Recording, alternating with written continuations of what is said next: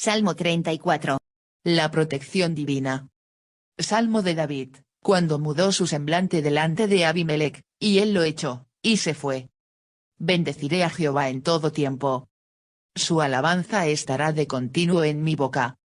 En Jehová se gloriará mi alma. Lo oirán los mansos, y se alegrarán. Engrandeced a Jehová conmigo. Y exaltemos aún a su nombre. Busqué a Jehová, y él me oyó. Y me libró de todos mis temores. Los que miraron a él fueron alumbrados. Y sus rostros no fueron avergonzados. Este pobre clamó, y le oyó Jehová. Y lo libró de todas sus angustias. El ángel de Jehová acampa alrededor de los que le temen. Y los defiende. Gustad, y ved que es bueno Jehová. Dichoso el hombre que confía en él. Temed a Jehová, vosotros sus santos. Pues nada falta a los que le temen. Los leoncillos necesitan, y tienen hambre. Pero los que buscan a Jehová no tendrán falta de ningún bien. Venid, hijos, oídme. El temor de Jehová os enseñaré. ¿Quién es el hombre que desea vida? ¿Que desea muchos días para ver el bien? Guarda tu lengua del mal. Y tus labios de hablar engaño. Apártate del mal, y haz el bien. Busca la paz, y síguela. Los ojos de Jehová están sobre los justos. Y atentos sus oídos al clamor de ellos. La ira de Jehová contra los que hacen mal. Para cortar de la tierra la memoria de ellos. Claman los justos, y Jehová oye. Y los libra de todas sus angustias. Cercano está Jehová a los quebrantados de corazón. Y salva a los contritos de espíritu. Muchas son las aflicciones del justo. Pero de todas ellas le librará Jehová. Él guarda todos sus huesos. Ni uno de ellos será quebrantado. Matará al malo la maldad. Y los que aborrecen al justo serán condenados. Jehová redime el alma de sus siervos. Y no serán condenados cuantos en él confían. Alabanza desde la cueva. Este salmo tiene por título, Salmo de David, cuando mudó su semblante delante de Abimelech, y él lo echó, y se fue. Un fugitivo de Saúl, David fue a la ciudad filistea de Gat, pero no encontró refugio allí y apenas escapó. Esos eventos están registrados en 1 Samuel 21 2.10 22 2.1. Después de eso, David fue a la cueva de Adulán donde muchos hombres desesperados se unieron con él. Este alegre y sabio salmo parece haber sido escrito de esa cueva, y cantada en la presencia de esos hombres.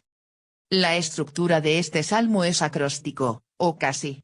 Cada versículo empieza con otra letra del alfabeto hebreo, excepto por la letra Waw. El propósito de este salmo principalmente parece ser como un consejo utilizado para animar el aprendizaje y la memorización. Abimelech fue probablemente el título dado a los gobernantes de entre los filisteos, el nombre propio del gobernante era Aquis, 1 Samuel 21:20. A. Llamando al pueblo de Dios a bendecir. 1.2. Una vida fluyendo con bendición. Bendeciré a Jehová en todo tiempo. Su alabanza estará de continuo en mi boca. En Jehová se gloriará mi alma. Lo oirán los mansos, y se alegrarán. A.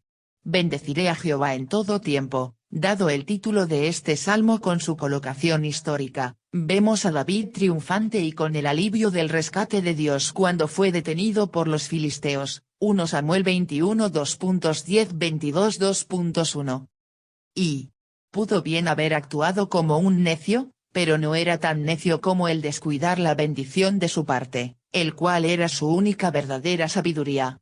Él pudo haber estado escondiéndose en una cueva profunda, pero este salmo nos dice que en el corazón él estaba escondido en el Señor.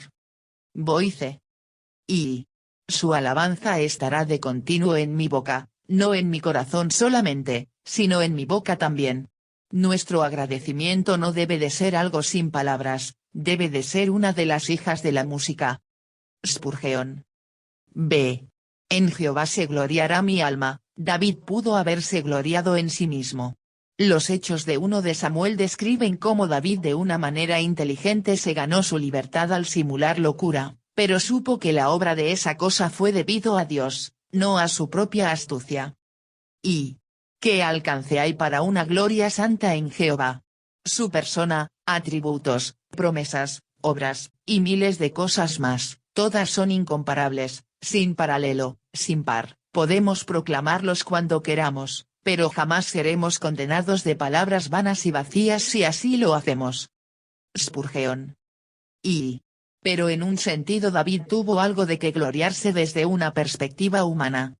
Tuvo que humillarse a sí mismo como un lunático para escapar de los filisteos, de los cuales de una manera necia buscó refugio. Aún trajo la espada de Goliat con él hasta Gat. Por lo tanto, este es una gloria humilde de David, gloriándose en el Señor y aún un poco en su propia humildad. Pablo, en su gran pasaje sobre gloriarse, pudo haber recordado este dicho y este episodio, y así que recordó su propio vergonzoso escape de otro rey extranjero, 2 Corintios 11 2.30-33, y de las lecciones aprendidas en tales pasos. Kidner. El aparentemente necio que garrapateaba en el portón ahora es un santo, poeta, y predicador, y, mirando hacia la liberación ganada por una artimaña, ahora él piensa como una instancia de la respuesta de Dios hacia la oración. Maclaren. C. Lo oirán los mansos, y se alegrarán. David ganó su libertad por una demostración radical de humildad. Otros mansos se hubieran alegrado en escuchar cómo Dios bendijo y recompensó la humildad de David. Es significativo que él llama al pueblo de Dios en general, los mansos. Es como si el orgullo fuera una negación de Dios mismo, y en un sentido lo es. 2. 3:7, el testimonio de aquel que es liberado. Engrandeced a Jehová conmigo. Y exaltemos aún a su nombre. Busqué a Jehová, y él me oyó. Y me libró de todos mis temores. Los que miraron a él fueron alumbrados. Y sus rostros no fueron avergonzados. Este pobre clamó, y le oyó Jehová. Y lo libró de todas sus angustias. El ángel de Jehová acampa alrededor de los que le temen. Y los defiende. Engrandeced a Jehová conmigo. David sabía que había algo grande sobre la verdadera alabanza de Dios. Cuando alguien genuinamente bendice a Dios, él o ella quieren atraer a otros en la práctica de alabanza. Si es bueno para uno el exaltar aún a su nombre, entonces es mejor el hacerlo junto con su pueblo. David pensaba que el alabar a Dios era de alguna manera el engrandecerle, esto es, el hacerle más grande en la percepción personal. El engrandecer no hacer que un objeto sea grande, y no podemos hacer a Dios más grande. Pero el engrandecer algo o alguien es el percibirle como algo más grande, y debemos de hacer eso en cuanto al Señor Dios. Como si no fuera suficiente el hacer una gran obra en sí mismo, él hizo el llamado a los demás para ayudar. Trapp.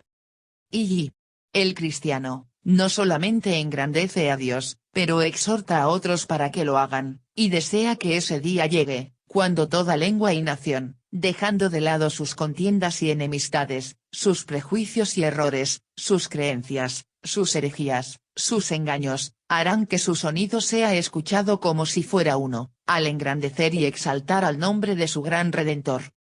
Orne. B. Busqué a Jehová, y él me oyó, y me libró de todos mis temores. El sencillo testimonio de David es aún poderoso miles de años después. David buscó a Jehová y le miró con una confianza amorosa. Dios después oyó a su siervo, implicando que él le escuchó con amor, simpatía, y acción. Dios respondió cuando libró a David de todos sus temores. Los comentaristas están divididos en cuanto a que si David pecó cuando fingió demencia cuando estuvo entre los filisteos, o que si fue obediente y guiado por Dios. Morgan observó, sí parece haber una incongruencia entre que si David fingió locura para salvar su vida, y esta efusión de exaltación de alabanza a Dios como el gran libertador. En cuanto a que si pecó o no, es un asunto de disputa, pero esto es sin duda, que el favor de Dios y su liberación en ese momento fue muy notable, y merecía este solemne reconocimiento. Pole. Aun cuando estuve en las manos de mis enemigos, y jugando mis engaños como si fuera un loco entre ellos, oré secretamente e internamente. Trap. Ib. Aun si David pecó al fingir locura, Dios le libró y no le abandonó. Es fácil el entender cómo, en la quietud y solemnidad de esa cueva de refugio, se recuperó, y con un poder renovado, en su sentido de cuidado y sabiduría y poder y suficiencia divina. Así que cantó. Morgan. C. Los que miraron a él fueron alumbrados, y sus rostros no fueron avergonzados. Al moverse de yo a ellos, David indica que esta experiencia no era solamente suya. Muchos otros conocían y conocerían lo que es el poner el enfoque de su amorosa confianza sobre Dios, y el recibir su ayuda. Y los que miraron a él, mientras más podemos pensar en el Señor, y menos en nosotros mismos, será mejor.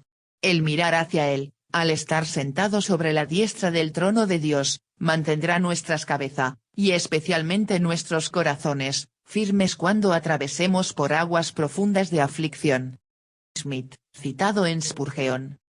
Y fueron alumbrados, la idea es que tomaron algo de la propia gloria y luz de Dios.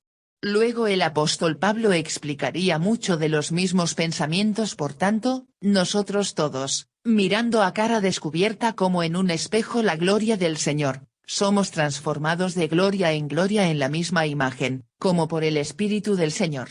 2 Corintios 3:18, este resplandor es algo de evidencia de que uno verdaderamente le ha mirado a él. Y alumbrados es una palabra que se halla de nuevo en Isaías 62.5, donde describe el rostro de una madre brillando al ver a sus hijos, los cuales había dado por perdidos. Kidner. Y sus rostros no fueron avergonzados. David también sabía que Dios jamás abandonaría a aquel que confía en él. Dios les daría confianza en el momento, y vindicación a su tiempo. Este pobre clamó, y le oyó Jehová. David de nuevo enfatizó su experiencia personal de estas verdades. Él era el pobre que clamó a Dios, y que Dios contestó de una manera gloriosa. Punto centrado. Un clamor es corto, y no es dulce. Punto centrado. Un clamor es por un momento, y amargo. Punto centrado. Un clamor es el lenguaje del dolor. Punto centrado. Un clamor se produce naturalmente. Punto centrado. Un clamor tiene mucho significado sin música. Y el actuar como un loco entre los filisteos, David en verdad era un pobre hombre. El tomar la fuerza de las palabras de David solamente se debe de recordar su peligro y el objeto que utilizó para aferrarse para salvar su vida. Kidner. El ángel de Jehová acampa alrededor de los que le temen. David apenas escapó de la muerte entre los filisteos. Aún seguía siendo un hombre cazado y buscado por el rey Saúl, quien estaba determinado a matarle. Un grupo de hombres perdedores en Arapo se le unieron en Adulam. David estaba genuinamente en un lugar muy bajo, sin embargo aún seguía lleno de alabanza y confianza, aún sabiendo que Dios tenía un campamento angelical alrededor de él. Y el triunfo y alegría de este salmo es tan claro, es fácil el olvidar el contexto de la vida de este salmo. Es para las personas que se hallan a sí mismas en el lugar más bajo de su vida, el lugar donde estaba David. O que se hallen a sí mismos entre la roca, en cuyo caso era el rey Saúl, y un lugar difícil, el cual era el rey Aquis. Es para ti, cuando todo parece estar en tu contra. Boice. Y la protección de David es real, aun si era invisible. Él no podía ver la presencia angelical alrededor de él, pero era real. En muchas ocasiones en el Antiguo Testamento, el ángel de Jehová es una aparición materializada de Yahvé mismo, como en Jueces 13 y en algunos otros lugares. No sabemos si David quiso decir esto como si fuera un ser angelical enviado por Dios, o Dios mismo presente con el creyente. Ambos son verdad. Y el fugitivo, en su refugio precario en la cueva de Adulam, piensa en Jacob, quien en su hora de necesidad sin defensa, fue animada por la visión del campamento angelical el cual rodeaba su pequeña banda. McLaren. Este es un pasaje que da soporte al pensamiento de un ángel guardián para cada quien, o quizás al menos para los creyentes. Uno no puede decir que este pasaje prueba la idea, pero es consistente con ello. Deja que la consideración de estos guardianes invisibles, quienes son también espectadores de nuestras acciones, a la una nos refrenen del mal, y nos inciten a hacer el bien. Orne. 3. 8-10, una invitación para compartir el testimonio alegre. Gustad, y ved que es bueno Jehová. Dichoso el hombre que confía en él. Temed a Jehová, vosotros sus santos. Pues nada falta a los que le temen. Los leoncillos necesitan, y tienen hambre. Pero los que buscan a Jehová no tendrán falta de ningún bien. Gustad, y ved que es bueno Jehová. Después de hablar de su propia experiencia, David reta al lector, o cantante, de este salmo a experimentar la bondad de Dios por sí mismo. Esto solo podía venir de un encuentro personal, en una manera similar a gustad o ved. El gusto y la vista son sentidos físicos, maneras en las cuales se interactúa con el mundo material. De alguna manera la fe es como un sentido espiritual, y con él interactuamos con el mundo espiritual. En este sentido, gustad y ved son como confiar en Dios, amarle, buscarle, yendo en pos de él. Gustad, por ejemplo, considéralo con seriedad, y profundidad, y con emoción, pruébalo por tus experiencias y la de otros. Esto es opuesto por esos pensamientos débiles y que se desvanecen en los cuales los hombres lo llevan. Pole. Como aquel que siente el fuego caliente, o como aquel que ha probado la dulce miel, no deben de utilizar argumentos para persuadirle a que crea en ello. Así es aquí, deja que el hombre pruebe que el Señor es bueno, y él, de allí en adelante, será como un recién nacido, deseando la sincera leche de la palabra. Trap. Tanto Hebreos 6 2.5 y 1 Pedro 2 2.3 utilizan este versículo para describir la empresa hacia la fe, y para urgir en que la prueba debe ser más que una prueba casual. Kidner. Hay algunas cosas, especialmente en las profundidades de la vida religiosa, los cuales solamente pueden ser entendidos al tener experiencia, y los cuales son aún incapaces de ser adecuadamente representados en palabras. Gustad y ved que el Señor es bueno. El placer debe llegar antes de la iluminación, o más bien, el gozo es la iluminación. Binney, citado en Spurgeon. Dichoso el hombre que confía en él. David estaba seguro que aquel que gusta y ve o que confía en Dios, no sería desamparado. Dios le haría dichoso. Temed a Jehová, vosotros sus santos. David pensaba que el temed a Jehová era muy parecido al confiar en él y en experimentar su bondad. Este temor es la reverencia apropiada y el respeto que el hombre tiene por la deidad. Si en verdad experimentas la bondad de Dios, si en verdad experimentas la bienaventuranza de confiar en él, entonces también tendrás un apropiado temor del Señor. Pues nada falta a los que le temen. Aún alguien tan fuerte como leoncillos pueden tener necesidad y pasar hambre, pero David testificó de la gran provisión de Dios. La palabra leoncillos puede ser una metáfora para aquellos que son fuertes, opresivos, y malvados. Van Gemeren. Habían leoncillos merodeando en el campamento en Adulam, y el salmista tomó sus rugidos como los de aquel típico villano cuando intenta satisfacer su alma. McLaren. David experimentó el bien de parte de Dios en su liberación de entre los filisteos. Él sabía que era algo bueno, y no debido a su propio poder o fuerza, era la bondad de Dios extendida a aquellos que buscan a Jehová. Aunque Dios usualmente tiene un cuidado especial para suplir las necesidades de los buenos hombres, y lo ha hecho de maneras extraordinarias, cuando lo ordinario ha fallado, pero en ocasiones Él sabe, y es ciertamente verdad, que las necesidades y las cruces son más necesarias y útiles para ellos que el pan, y en tales casos es una gran misericordia de Dios el negarles la provisión que el otorgárselas. Pole. Pablo no tenía nada, y aún así poseía todas las cosas. Trap. Enseñando al pueblo de Dios. 1. 11-14, viviendo en el temor de Jehová. Venid, hijos, oídme. El temor de Jehová os enseñaré. ¿Quién es el hombre que desea vida? ¿Que desea muchos días para ver el bien? Guarda tu lengua del mal. Y tus labios de hablar engaño. Apártate del mal, y haz el bien. Busca la paz, y síguela. Venid, hijos, oídme, siguiendo la liberación de David por medio de la locura entre los filisteos, muchos que estaban en angustia, en deudas, o en descontento se juntaron con él en la cueva de Adulam, 1 Samuel 22 2.12. Es razonable el pensar que David enseñó a estos hombres sus más recientes lecciones de fe, incluyendo el temor de Jehová. Y, mientras David describía el temor de Jehová, esto se arraigó en acción, no en sentimientos religiosos. David está diciendo que el temor de Jehová es hacer bien, esto es, que implica obediencia. Boice. B. ¿Quién es el hombre que desea vida? David le enseñó a su inusual grupo de seguidores que uno debe de ver la bendición de Dios en la vida, el vivir en el temor de Jehová. Punto centrado. Guarda tu lengua del mal. David le enseñó a sus hombres, tan broncos como fueran, que ellos no debían hablar mal. Punto centrado. Y tus labios de hablar engaño. David les enseñó que una forma particular de mal para evitar es el de mentir y decir engaño.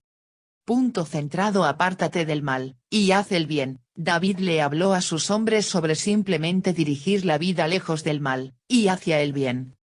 Punto centrado. Busca la paz, y síguela. David le enseñó a sus hombres el no simplemente pensar en términos de guerra y batallas, sino en términos de paz, y el seguirla.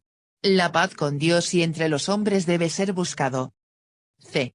Que desea muchos días para ver el bien. La instrucción de parte de David hacia sus hombres en la cueva de Adulam era mucho a la luz del antiguo pacto, por lo que él y el resto de Israel se relacionaban con Dios.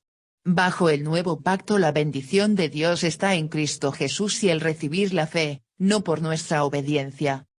Y el enseñar a los hombres el cómo vivir y cómo morir es la mira de toda instrucción útil religiosa. Las recompensas de la virtud son los señuelos con los cuales los jóvenes deben de ser atraídos hacia la moralidad. Mientras nosotros enseñamos piedad hacia Dios, también debemos de vivir mucho de esa moralidad hacia los hombres. Spurgeon. 2. 15-16, viviendo bajo los ojos cuidadosos de Dios. Los ojos de Jehová están sobre los justos. Y atentos sus oídos al clamor de ellos. La ira de Jehová contra los que hacen mal. Para cortar de la tierra la memoria de ellos. Los ojos de Jehová están sobre los justos. David continuó a instruir a sus hombres, enseñándoles sobre el ojo observador y el oído atento de Dios sobre su pueblo. Este era otro aspecto de recompensa a aquellos que viven en obediencia en Salmo 34 2.13-14. B. La ira de Jehová contra los que hacen mal. Era importante para los hombres de David el también saber que, particularmente bajo el antiguo pacto, no habían solamente bendiciones para la obediencia, sino maldiciones para la desobediencia. Aquellos atorados en hacer el mal y en rebelarse podían ver su memoria cortada de entre la tierra. 3. 17-18, Dios, el ayudador de los humildes. Claman los justos, y Jehová oye. Y los libra de todas sus angustias. Cercano está Jehová a los quebrantados de corazón. Y salva a los contritos de espíritu. Claman los justos, y Jehová oye. David le recuerda a sus hombres en la cueva de Adulam, de nuevo, especialmente bajo el antiguo pacto, el cuidado atento de Dios sobre sus justos. El testimonio de David era que Dios le había liberado de todas sus angustias. B. Cercano está Jehová a los quebrantados de corazón. Esta enseñanza de parte de David era maravillosa para que los hombres de la cueva de Adulam la escucharan. Ellos, al estar en deuda, angustiados, y descontentos, eran aquellos quebrantados de corazón y contritos de espíritu. Ellos eran objetos del favor y salvación de Dios, no los miraba con desdén. Y aquellos, cuyo espíritu está contrito, aun quebrantado, con la más grande de las calamidades. Aquellos cuyo corazón o espíritu están en verdad y profundamente humillados bajo la mano de Dios. Pole. Y un ave con un ala rota, un animal con una pierna rota, una mujer con un roto corazón, un hombre con un propósito de vida quebrantado. Estos parecen caer de la corriente principal de la vida hacia la sombra. Se apartan para sufrir y caer. La ocupada rapidez de la vida se basa en ellos. Pero Dios los acerca. Meyer. Y somos aptos para dejar a los hombres en la proporción de la humildad que tienen entre nosotros, Dios los considera en dicha proporción. Orne. Y los corazones quebrantados piensan que Dios está muy lejos, cuando en realidad Él está más cerca de ellos, sus ojos están velados para que no vean a su mejor amigo. Así es, Él está con ellos, pero ellos no lo saben. Spurgeon. V.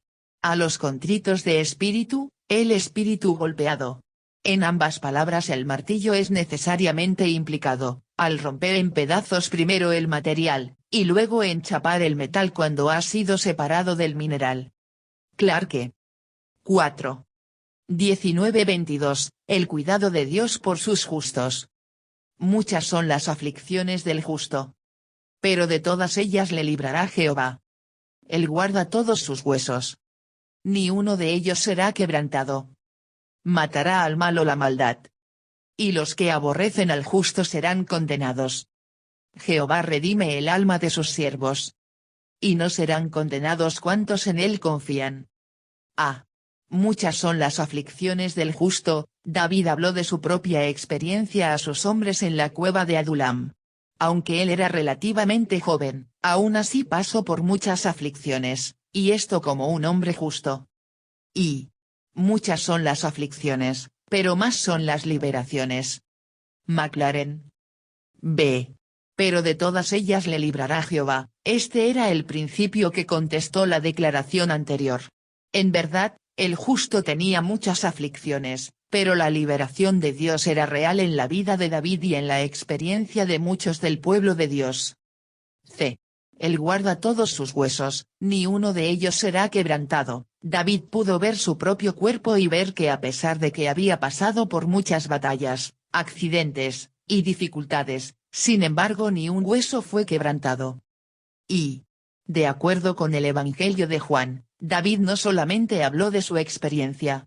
Él también habló de manera profética del Mesías por venir, Cristo Jesús. Juan explicó que los soldados romanos que supervisaron la crucifixión de Jesús fueron a su cuerpo en la cruz, esperando en apurar y garantizar su muerte de la manera tradicional, quebrando las piernas de la víctima crucificada. Cuando observaron cuidadosamente, se percataron de que Jesús ya estaba muerto y traspasaron su costado para confirmarlo. Juan escribió, porque estas cosas sucedieron para que se cumpliese la escritura, no será quebrado hueso suyo. Juan 19:36. Y los huesos de Cristo por sí mismos eran quebrantables, pero en verdad no podrían ser quebrantados por toda la violencia en el mundo, ya que Dios había de antemano decretado, ni uno de ellos será quebrantado. Así que confesamos que los hijos de Dios son mortales, pero todo el poder del diablo o del hombre no podrán, no pueden matarlos antes de su conversión, de acuerdo con la elección de Dios de ellos para vida, lo cual debe ser completamente cumplido. Fuller, citado en Spurgeon. D. Matará al malo la maldad, y los que aborrecen al justo serán condenados. David tenía confianza, y más que en el rescate del justo. Él también confiaba en que los malos y aquellos que odian serían juzgados. Y matará al malo la maldad, ya sea, 1. La maldad del pecado. Su propia iniquidad, aunque diseñada en contra de otros, le destruirá a sí mismo. O, 2. El mal de la miseria. Cuando las aflicciones de hombres buenos tendrán un asunto feliz, pero la de ellos terminará en una destrucción total y definitiva. Pole. No serán condenados cuantos en él confían. David pudo proclamar que Dios rescataría el alma de sus siervos, y serían hallados en un lugar fuera de la condenación de Dios. Y muchos siglos después el apóstol Pablo escribiría, ahora, pues, ninguna condenación hay para los que están en Cristo Jesús, Romanos 8:2.1. Aún bajo el antiguo pacto, David sabía algo de esta libertad de la condenación.